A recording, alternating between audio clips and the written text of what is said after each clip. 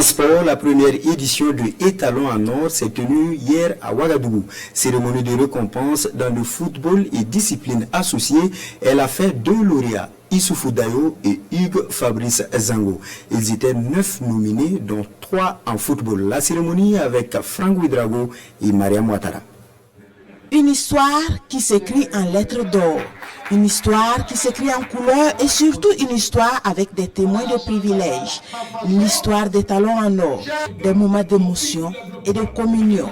Et l'histoire retiendra que l'étalon Issoufou Dayo est le tout premier étalon en or. Il ravit ainsi la vedette à Dango Ouattara et Babayoure Sawadogo. Tous les étalons sont en or. Et voilà, c'est bien vrai que c'est une récompense individuelle, mais je reconnais le travail de mes coéquipiers. Sans eux, il n'y aura pas un étalon d'or. On espère vraiment qu'un jour, un étalon va revenir avec un ballon d'or africain. Et puis chez nous, un jour dit que Dayo l'avait prédit. Mais comme le dit Giroud, il n'y a pas que le foot dans la vie. Et ce soir, le foot n'a pas été le seul célébré. À ses côtés, il y avait les disciplines associées. Et des 6 nominés, c'est l'athlétisme qui l'emporte avec le triple sauteur Hugues Fabrice Zango.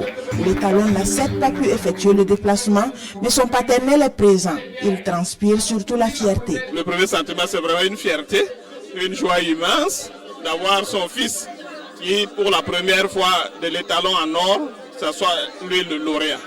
Vraiment, on est très content. Plus que de la fierté ce soir, c'est la reconnaissance qui anime le commissariat général d'Étalon en or, dont le travail est salué en haut lieu. Une très belle soirée, beaucoup d'émotions, beaucoup de souvenirs et surtout des encouragements que je vais donner au promoteur Lassina Sawadogo qui a cru et qui a eu cette innovation pour magnifier nos sportifs au-delà de ce que nous connaissons déjà.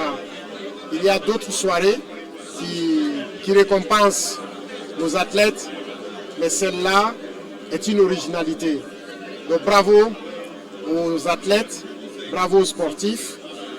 Pouvoir rassembler tout ce monde-là dans cette salle du 10e étage de l'hôtel Laïko pour célébrer l'excellence, je pense que ce sera la première victoire.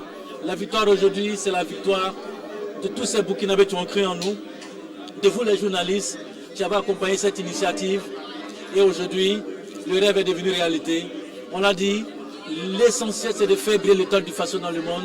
Et je voudrais dire à tous les sportifs du Burkina, lorsque vous partez hors du Burkina pour compétir, ayez quelque part dans votre valise un drapeau du Burkina. Les premières lignes de l'histoire d'Étalon en or viennent d'être écrites. Rendez-vous est donc pris pour 2024 pour célébrer d'autres étalons qui auront fait briller l'étoile du Faso dans le monde.